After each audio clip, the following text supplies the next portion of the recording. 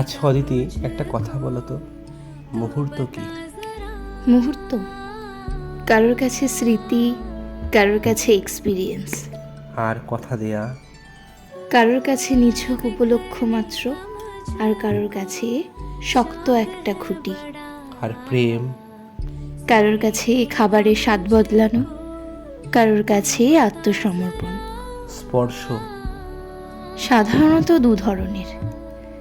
কোনো স্পর্শ শুধুই ছুঁয়ে দেখা, কোনো স্পর্শ দাবানলের মতো ছড়িয়ে যায় আগুন। আর অবহেলা?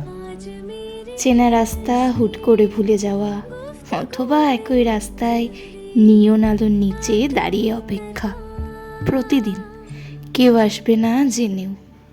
ছেড়ে চলে যাওয়া? কারোর কাছে মুক্তি, কারোর কাছে ইচ্ছে মৃত্যু।